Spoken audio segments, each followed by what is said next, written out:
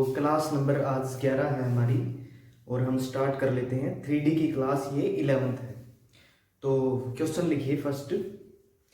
एक गोले का टोटल सरफेस एरिया, एक गोले का टोटल सरफेस एरिया यानी कि संपूर्ण पृष्ठीय क्षेत्रफल, एक गोले का टोटल सरफेस एरिया और आयतन यानी कि वॉल्यूम, एक गोले का टोटल सरफेस एरिया और आयतन S और V है, S और V है, S एंड V है। तो S cube by V square निकालिए। तो S cube by V square निकालिए। तो S cube by V square निकालिए। करें एक बार ट्राई। सॉल्यूशन देखिए अब इसका हमें निकालना है S cube by V square, और जो टोटल सरफेस एरिया और जो आयतन है, टोटल सरफेस एरिया और जो आयतन है वो S और V है। टोटल सरफेस एरिया क्या होता है इसका 4 पाई r square. Total surface area क्या होता है 4 पाई r स्क्वेयर। किसका? स्फीयर का यानी कि गोले का। तो टोटल सरफेस एरिया और वॉल्यूम क्या होता है 4/3 पाई r क्यूब, 4/3 पाई r क्यूब। इसको मानना है S और इसको मानना है V। ठीक है, इसको मानना है S और V। अब हमने डिवाइड क्यों किया? क्योंकि हमें निकालना है S cube by V square. ठीक है, तो हमने वैसे ही इसको रख लिया। तो अब देखिए आगे, अगर इसका क्यूब चाहिए हमें तो हम कर देंगे इसका क्यूब पूरे का। इसका चाहिए स्क्वायर यानी कि अगर ये स्क्वायर चाहिए है तो इसका कर देंगे स्क्वायर। ठीक है, इसको सोल्व करेंगे तो वही हमारा आंसर होगा। देखिए अब आगे हमें 4 का क्यूब करना पड़ेगा, तो वो होता है 64 पाई यानी कि 3 बार पाई का क्यूब बोल लो या फिर 3 बार पाई। r का स्क्वायर है और फिर उसकी पावर 3 है, तो वो होगी r की पावर 6, वो होगी r की पावर 6। 4/3 है, इसका पूरे का स्क्वायर करना है। 4 का स्क्वायर करेंगे वो आएगा 60, नीचे आएगा 3 का स्क्वायर 9 और पाई 2 बार, पाई आएगी 2 बार, और r क्यूब है उसका स्क्वायर करेंगे तो r की पावर आएगी 6। तो r की पावर 6 से ये 6 कैंसिल। ठीक है, अब 2 पाई से 2 पाई काट दो, वहां पे बचेगा 1 पाई, यानी कि अगर उसको सोल्व करके लिखूं मैं तो ऊपर है 64, पाई की वैल्यू लिखोगे तो वो आएगी 22/7 और नीचे है 16/9, 16/9। ये डिवाइड में है, ऊपर करोगे इसको तो मल्टीप्लाई में, ये हो जाएगा उल्टा यानी कि 9/16, 9/16। ठीक है, अब सोल्व कर लो इसको। 16 गुना 4, ऊपर क्या आएगा? अब कटेगा ये किसी पे, तो अब ये कहीं पे नहीं कटेगा। अब इसको सोल्व करके लिखोगे तो वो क्या होगा आंसर। 22 गुना 4 क्या होगा 88, 88 गुना 9 करेंगे तो 9 गुना 8 72, 7 72 और 7 79, यानी कि 972/7 क्या होगा S cube by V square की value, S cube by V square की वैल्यू। सिंपल जो फॉर्मूले के अंदर हमें सिर्फ वैल्यूज पुट करनी है उससे हमारा आंसर आ जाएगा। करिए नोट। नेक्स्ट क्वेश्चन नोट करिए। एक गोले और अर्धगोले का, एक गोले और अर्धगोले का आयतन, एक गोले और अर्धगोले का आयतन आपस में बराबर हैं। एक गोले और अर्धगोले का आयतन आपस में बराबर हैं। तो गोले और अर्धगोले के, तो उस गोले और अर्धगोले के लेटरल सरफेस एरिया यानी कि वक्र पृष्ठीय क्षेत्रफल, तो उस गोले और अर्धगोले के वक्र पृष्ठीय क्षेत्रफल का अनुपात निकालिए। वक्र पृष्ठीय क्षेत्रफल का अनुपात निकालिए। सॉल्यूशन देखिए अब इसका। क्वेश्चन के अंदर हमें गिवन है कि एक स्फीयर यानी कि गोले और अर्धगोले हेमिस्फीयर का आयतन आपस में बराबर है। अगर उनका आयतन आपस में बराबर है तो हम लिख सकते हैं 4/3 पाई r क्यूब, 4/3 पाई r क्यूब। ये कंप्लीट स्फीयर यानी कि पूरे एक गोले का आयतन, और अर्धगोले का आयतन क्या होगा 2/3 पाई r क्यूब, 2/3 पाई r क्यूब। ठीक है, ये दोनों आपस में क्या है इक्वल है, तो 3 को इस 3 से काट दो, 2 को इस 2 पे काट दो, पाई को पाई से काट दो, ठीक है। लेकिन हमें क्या करना पड़ेगा इसके अंदर, इसको हमें कैपिटल आर मान के चलना पड़ेगा, क्योंकि उसने ये नहीं बोला है कि दोनों की रेडियस सेम है, उसने बोला कि आयतन आपस में बराबर है, ठीक है। तो हमें रेडियस एक की अलग लेके चलनी पड़ेगी और दूसरे की अलग। अब हम यहां से अगर निकालें इसको तो आर क्यूब, और इस आर क्यूब को ये मल्टीप्लाई में है क्योंकि यहां से बचा है 2r cube is equal to r cube, ठीक है। यहां से निकाल लेंगे हम, यहाँ पे अगर कुछ नहीं है तो 1 मल्टीप्लाई में क्या 1 है, ये मल्टीप्लाई में तो इधर आएगा तो डिवाइड, यानी कि r cube by r cube is equal to 1 by, ये मल्टीप्लाई है उधर जाएगा तो डिवाइड, ठीक है। वो क्या होगा 1/2, यानी कि अगर कैपिटल आर और स्मॉल आर की, यानी कि इन रेडियस का रेशियो अगर हम निकालेंगे तो डिवाइड का मतलब हमें पता है रेशियो होता है, यानी कि अगर पावर 3 है तो क्यूब रूट कर देंगे, यानी कि उनकी पावर 1/3 कर देंगे, तो क्या हो जाएगा, सिंपल आर और आर के रेशियो निकल के आएंगे, यानी कि क्यूब रूट कर देंगे हम दोनों साइड, क्यूब रूट कहां कर देंगे, दोनों साइड, ठीक है। अगर क्यूब रूट कर देंगे तो ये कैंसिल, ये कैंसिल, और कैपिटल आर और स्मॉल आर का जो रेशियो आएगा वो आएगा 1:2 की पावर 1/3, ठीक है। यहां से आएगा 2 की पावर 1/3। आगे देखिए, अब इसको हमसे पूछा है इसके अंदर कि गोले और अर्धगोले के लेटरल सरफेस एरिया का अनुपात निकालिए। उनका 4πr² और 2πr², यानी कि अर्धगोले का जो टोटल सरफेस एरिया होता है वो होता है 2πr²। हमें रेशियो निकालना है, तो रेशियो का मतलब होता है divide, 4πr² divide by 2πr²। इसकी रेडियस हमने कैपिटल आर ली थी तो कैपिटल आर ही रखेंगे यहाँ पे, ठीक है। पाई से पाई कैंसिल, 2 गुणा 2 4, ऊपर आया 2 और r² की वैल्यू क्या है 1, यानी 1 का स्क्वायर, नीचे है सिर्फ r का स्क्वायर, यानी कि 2 की पावर 1/3 का स्क्वायर। तो अगर इसका सिंप्लीफाई करेंगे अगर हम इसको, तो ऊपर आएगा 2 रेशियो 2 की पावर 2/3, तो ये क्या हो जाएगा हमारा आंसर, ठीक है। देख लें इसको एक बार और नोट कर लें फिर। नेक्स्ट क्वेश्चन नोट करिए। एक गोले का व्यास 500√3 मीटर है। एक गोले का व्यास 500√3 मीटर है, 500√3 मीटर है। इसके अंदर बड़े से बड़े आकार का घन है, इसके अंदर बड़े से बड़े आकार का घन है, इसके अंदर बड़े से बड़े आकार का घन है, और इस घन के अंदर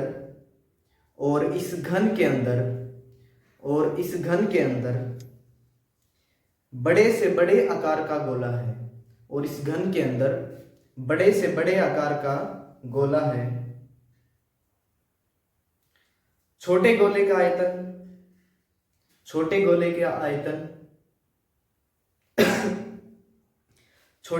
आयतन और घन के आयतन का अनुपात बताइए। छोटे गोले के आयतन और घन के आयतन का अनुपात बताइए। करें इसको ट्राई एक बार। सॉल्यूशन देखिए। अब इसका क्वेश्चन के अंदर गिवन है कि ये गोले का व्यास 500√3 मीटर है। पहले एक स्फीयर ले लीजिए। एक गोले का व्यास 500√3 मीटर है। इसके अंदर बड़े से बड़े आकार का एक घन है। इसके अंदर बड़े से बड़े आकार का जो घन होगा वो कुछ इस टाइप से ही आएगा। इसके अंदर बड़े से बड़े आकार का घन है। घन की हर एक साइड बराबर होती है, इस बात का ध्यान रखिए। बड़े से बड़े आकार का घन है और इस घन के अंदर बड़े से बड़े आकार का एक स्फीयर है, और इसके अंदर भी एक बड़े से बड़े आकार का एक स्फीयर है। इसके अंदर जो एक बड़े से बड़े आकार का जो स्फीयर होगा वो इसकी पूरी बाउंड्रीज को टच करेगा, ठीक है। जो इसके अंदर बड़े से बड़ा स्फीयर होगा वो कुछ इसी टाइप से आ सकता है, इससे बड़ा तो आ ही नहीं सकता, और इसके अंदर इससे बड़ा घन नहीं बन सकता, ठीक है। तो इससे हमने जो जो बातें दी गई हैं इसके अंदर सिर्फ वो नोट की है अभी। और इसके अंदर बड़े से बड़े आकार का स्फीयर है। तो छोटे गोले का आयतन यानी कि इसके अंदर जो स्फीयर बना है उसका आयतन, इसके अंदर जो स्फीयर बना होगा उसका आयतन। ये ध्यान रखें, बड़े वाला स्फीयर ना ले लें यहाँ पे। छोटे स्फीयर का आयतन और घन के आयतन का अनुपात बताइए, और घन के आयतन का अनुपात बताइए। हमें यह पता है कि इसका हमें इस पूरा जो स्फीयर है इसका हमें व्यास दिया गया है, और इसका व्यास इस घन का क्या होगा, डायगोनल। इसका व्यास बनेगा वो इस घन का क्या बनेगा, डायगोनल। यानी कि इतनी बात है कि ये एक स्फीयर दिया है, ये क्या है, इसका पूरा डायगोनल है। अगर यहाँ पे सेंटर है तो ये डायगोनल है उसका, और इसके अंदर इस टाइप से घन बन गया, इस टाइप से अगर घन बनेगा तो उसका क्या होगा, ये डायगोनल होगा। ठीक है, यानी कि इस बाहर वाले स्फीयर के रेडियस और डायमीटर से हमें कोई लेना देना नहीं है, क्योंकि आंसर जो निकालेंगे उसमें भी छोटे वाला स्फीयर ही लेना हमें। तो यानी कि डायगोनल है जो घन का वो क्या होता है, √3a, यानी साइड इंटू √3, और वो हमें दिया गया है कि 500√3 मीटर है, 500√3 मीटर है। इस √3 को इस √3 से काट दो, यानी कि उस घन की जो साइड आएगी वो क्या आएगी, 500 मीटर। उसकी जो साइड आएगी वो क्या आएगी, 500 मीटर। यानी कि अगर इसकी साइड 500 मीटर है, अगर इसका डायगोनल पूरा है वो 500√3 मीटर है, अब हमें इसकी रेडियस चाहिए। इसकी रेडियस तो यहीं तक है, इसका हाफ ना कर ले क्योंकि इसकी रेडियस इतनी है, और इसका हाफ करेंगे वो पूरा इतना होगा।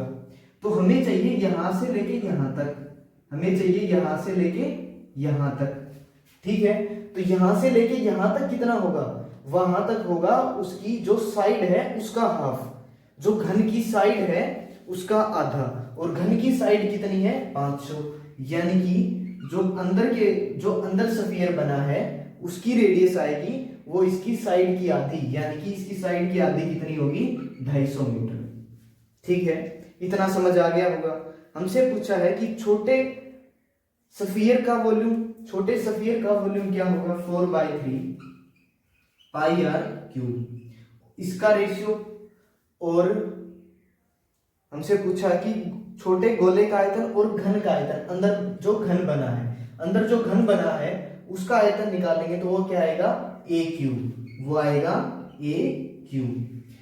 तो इसको सोल्व करोगे तो वो आ जाएगा हमारा आंसर, यानी कि 4 × 3, फिर है पाई की वैल्यू 22/7, आर की वैल्यू है 250, तो 250 गुणा 250 गुणा 250, 3 बार वॉल्यूम का मतलब, यानी कि क्यूब, क्यूब का मतलब 3 बार। ए का क्यूब यानी कि 500 है, वो भी 3 बार, 500 जो होगा वो भी 3 बार। ठीक है, अब इसको सोल्व कर लो। इसको जब हम सोल्व करेंगे तो ये आएगा, इसके डिवाइड में 1 है और ये इसके डिवाइड में है, तो ऊपर लेके जाएंगे तो मल्टीप्लाई करेंगे तो ये हो जाएगा उल्टा, यानी कि 1/500 गुणा 500 गुणा 500। ठीक है, शायद इतनी बात में किसी को दिक्कत नहीं होगी। तो 250 को काटेंगे तो आएगा नीचे 2, इस 250 को और इसको भी काटेंगे तो नीचे आएगा 2 और 2। ठीक है, ये 4 काटेंगे तो ये 4 कैंसिल, ये 2 काटेंगे तो ये आएगा 11, ऊपर है 11 और नीचे है 21, ऊपर है 11 और नीचे है 21, तो उनका जो रेशियो निकल के आएगा वो क्या आएगा, 11:21। बिल्कुल आसान क्वेश्चन है, सिर्फ हमें वैल्यूज को पुट करना है अच्छे से समझ के। ठीक है, नोट कर लें अब इसको। नेक्स्ट क्वेश्चन देखिए अब इसके अंदर। इससे पहले मैं एक छोटा सा कॉन्सेप्ट बता देता हूं, फिर हम आगे चलते हैं। ठीक है, तो पहले इसको ध्यान से समझ लें, क्योंकि अगर कॉन्सेप्ट समझ में आता है तो उस पे बेस्ड क्वेश्चन निकालने आसान हो जाते हैं। ठीक है, तो पहले पूरा फोकस इस पे कर लें ताकि क्वेश्चन के अंदर ज्यादा कुछ करने की जरूरत ही ना पड़े। देखिए, अब अगर हमें एक सिलेंडर दे दे, हमने एज्यूम कर लिया कि ये एक सिलेंडर दिया है हमें, ठीक है, और इसकी रेडियस हमें गिवन है वो है 60, इसकी रेडियस हमें गिवन है वो है 60, और इसकी जो हाइट गिवन है वो है 100, इसकी जो हमें हाइट दी गई है वो कितनी है, 100। हमें बोल दिया कि ये यहां तक ये पानी से भरा हुआ है, यहां तक ये पानी से भरा हुआ है। अगर यहां तक ये पानी से भरा हुआ है, इसके अंदर हम एक गेंद डाल देते हैं, लोहे की मान लो ठोस गेंद डालेंगे जिससे पानी ऊपर आए, जो ऊपर पानी के ऊपर तैरे ना। यानी कि कोई भी गेंद डाल दी इसके अंदर, और जो गेंद डाली है हमने उसकी रेडियस कितनी है, उसकी रेडियस है, इसको कैपिटल आर मान के चल लेंगे, उसकी जो रेडियस है वो है 10। उसकी रेडियस कितनी है 10। अगर उसकी रेडियस 10 है तो उससे पानी का जो लेवल है वो थोड़ा सा इंक्रीज हो जाएगा, यानी कि यहां तक पहुंच गया पानी का लेवल। अब पानी का लेवल जो है वो यहां तक पहुंच गया। अब पूछेगा कि उस गेंद को डालने से पानी का जो लेवल ऊपर हुआ है उसकी हाइट कितनी होगी। पानी का जो लेवल ऊपर हुआ है उसकी हाइट कितनी होगी। अब देखिए बिल्कुल निकालना आसान होगा, थोड़ा सा ध्यान दे लें बस इसके अंदर। देखिए हमें जो ये सिलेंडर बना है नया, यहां से बन गया नया सिलेंडर, और जो नया सिलेंडर यहां से बना है हमें क्या निकालना है, सिर्फ उसका वॉल्यूम निकालना है।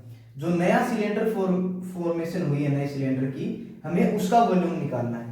अगर उसका वॉल्यूम यहां से निकालेंगे तो हमें पता है कि इसकी हाइट निकाल लेंगे, और इसकी जो रेडियस यहां से यहां तक है बिल्कुल सेम रेडियस होगी, यानी कि इसकी रेडियस भी क्या क्या कितनी होगी, वो भी 60 होगी। यानी कि और ये किसकी वजह से आएगा, ये जितना ऊपर पानी हुआ होगा वो इस बॉल की वजह से हुआ होगा। इस बॉल का जितना वॉल्यूम होगा वो बिल्कुल इसके जितना वॉल्यूम होगा। मान के चलो इतनी अगर बॉल थी तो इतना ऊपर ही हुआ होगा, इस बॉल के जितना ही वॉल्यूम ऊपर जाएगा, यानी कि इस बॉल का जितना वॉल्यूम उतना ही इसका वॉल्यूम, क्योंकि इसकी वजह से ही पानी इतना ऊपर जाएगा। ठीक है, इस बात को दिमाग में बिठा लें कि जितना इसका वॉल्यूम होगा उतना ही वॉल्यूम ऊपर जाएगा, क्योंकि इसने जितना स्पेस लिया उतना ही स्पेस पानी का ऊपर चला जाएगा। ठीक है, उम्मीद है ये बात समझ आ गई होगी। यानी कि इसका जो वॉल्यूम होगा, इसका वॉल्यूम क्या होता है, यानी कि सिलेंडर का वॉल्यूम होता है पाई आर स्क्वायर एच। इसका जो वॉल्यूम होगा वो इस बॉल के वॉल्यूम जितना होगा, क्योंकि इसने ही उतना वॉल्यूम बढ़ाया होगा जितना पानी ऊपर गया होगा। तो उसका वॉल्यूम क्या होता है 4/3 pi R cube. 4/3 pi R cube. तो हमने इसको कैपिटल आर लिया था तो इसको कैपिटल आर ही रख लेंगे।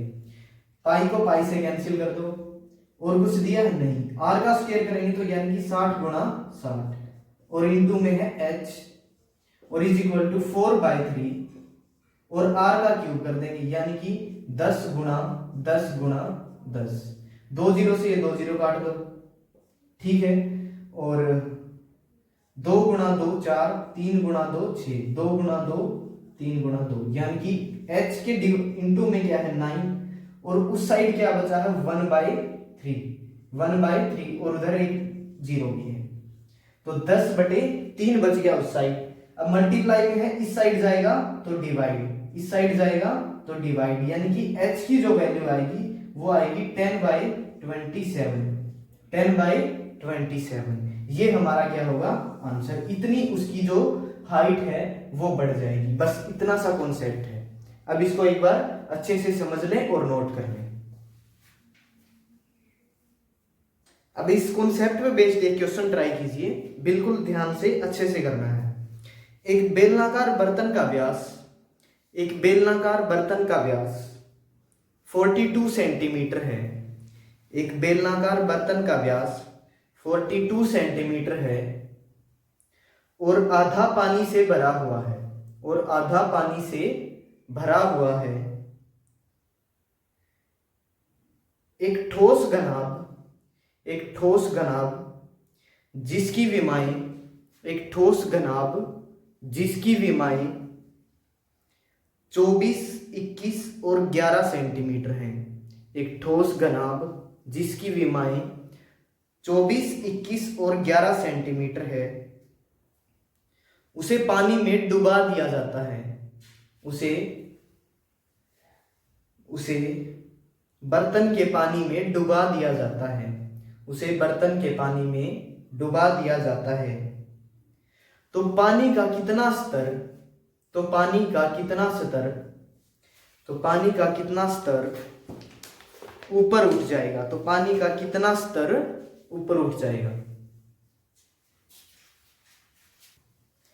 सॉल्यूशन देखिए। अब इसका क्वेश्चन के अंदर हमें दिया गया था कि एक बीकर है, यानी कि एक बर्तन है।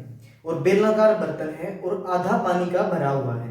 अगर आधा पानी का भरा हुआ है, कुछ ऐसे एज्यूम कर लें, अब तो बिल्कुल आसान क्वेश्चन है ये उस पर बेस्ड, यानी कि इतना वो कुछ पानी से भरा हुआ है, उसके अंदर हमने एक घनाभ डाल दिया और वो इतना उठ गया होगा और हमें अब सिर्फ इसका वॉल्यूम निकालना है। यानी कि एक और ये क्या बन जाएगा, सिलेंडर, यानी कि एक और उसका अगर वॉल्यूम है, हमें ये निकालना कि उसकी हाइट कितनी होगी। तो यानी कि जितना ये ऊपर जाएगा इसकी वजह से ऊपर जाएगा, इसका जितना वॉल्यूम होगा, इसका जितना वॉल्यूम होगा उतना ही वो ऊपर जाएगा। यानी कि पाई आर स्क्वायर एच हमें किसके इक्वल मिलेगा, हमें मिलेगा, ये ध्यान रखें कि जो घनाभ होता है, क्यूबॉइड होता है, उसका वॉल्यूम होता है एल बी एच, यानी कि length into breadth into height. और लेंथ उसकी क्या दी थी, 24 और 21 और 11, यही थी शायद, 24, 21 और 11 यही थी। तो इसका वॉल्यूम इसके इक्वल रखना होगा हमें, यानी कि ये रखना था एल बी एच। और दोबारा कर लेते हैं एक लाइन में, पाई की वैल्यू होगी 22/7, आर का स्क्वायर यानी कि इसकी जो रेडियस होगी वही इसकी रेडियस होगी, वो गिवन है हमें 21, यानी कि 21 गुणा 21, और एच की वैल्यू हमें निकालनी है, और 24 गुणा 21 गुणा 11, 21 से ये 21 कैंसिल, 7 गुणा 3, 11 गुणा 2, और 2 तिया 6, और 6 गुणा 4, यानी कि एच की वैल्यू निकल के आएगी यहां से 4। जो पानी का स्तर ऊपर उठ जाएगा वो आएगा 4 सेंटीमीटर। जिसको कॉन्सेप्ट समझ में आया था तो उसके लिए ये बिल्कुल इजी होगा। कर ले एक बार नोट इसको।